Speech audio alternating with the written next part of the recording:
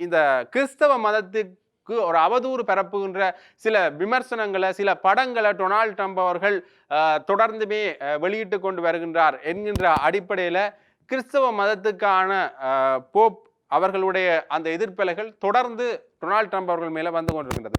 இதை காரணமாக காட்டி ஈரான் இன்னொரு முக்கிய அரசியல் நகர்வு மேற்கொண்டிருக்கின்றது. நாங்கள் உங்களுடைய மதத்துக்கு எதிரானவர்கள் அல்ல, ஆனால் டொனால்ட் ட்ரம்ப் அவர்களுடைய சில நடவடிக்கைகளை பார்க்கின்ற பொழுது உண்மையிலேயே அவர் ஒரு எதிரான நடவடிக்கையை மேற்கொண்டாரோ என்ற கேள்வி ஒன்று எழுந்திருக்கிறது. உண்மையிலேயே நாங்கள் உங்களுடைய மதத்துக்கு எதிரானவர்கள் இல்லை, அது மட்டுமில்லாமல் உங்களுக்கான ஒரு ஆதரவு நிலைப்பாட்டை நான் காட்டுவதற்கு தயாராக இருக்கின்றோம் என்று மறைமுகமான சில கருத்துக்களை ஈரான் மேற்கொண்டு ஒரு ஆதரவு நிலைப்பாட்டை பெறுகின்ற ஒரு சூழ்நிலையை தொடர்ந்து முன்வைச்சு கொண்டே இருக்கின்றார்கள். ஆகவே ஈரானுடைய நிலைப்பாட்டுக்கும் இந்த பேச்சுவார்த்தைக்கும் என்ன வகையில் இவர்கள் ஒத்துப்போகின்றார்கள் என்று பார்த்தா, நாங்கள் முற்றாக இந்த பேச்சுவார்த்தையிலிருந்து விலகப் போகின்றோம் என்கின்ற ஒரு விடயத்தை திட்டவட்டமாக அறிவித்திருக்கிறார். குறிப்பாக ஈரானுடைய போர்க்கப்பலை அமெரிக்கா வந்து சிறைப்பிடிச்சதிலிருந்து மிகப்பெரிய அளவிலான அதிர்வலைகளை ஈரான் ஏற்படுத்தி கொண்டிருக்கின்றது. குறிப்பாக இந்த இரண்டாம் கட்ட பேச்சுவார்த்தை உண்மையிலேயே ஒரு வெற்றியளிக்காத பேச்சுவார்த்தையாகத்தான் இருக்கும்.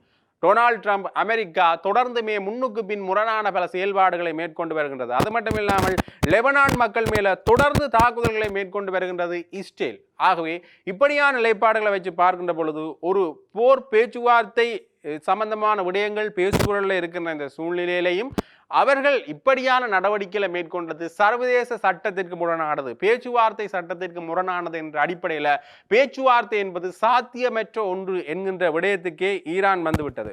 ஒரு நிரந்தர உடன்படிக்கை எட்டப்படும் வரை ஈரான் மீதான கடல் வழி முற்றுகைகள் தொடரும் என்று டொனால்ட் ட்ரம்ப் அவர்கள் நேரடியாகவே அறிவித்திருக்கின்றார்.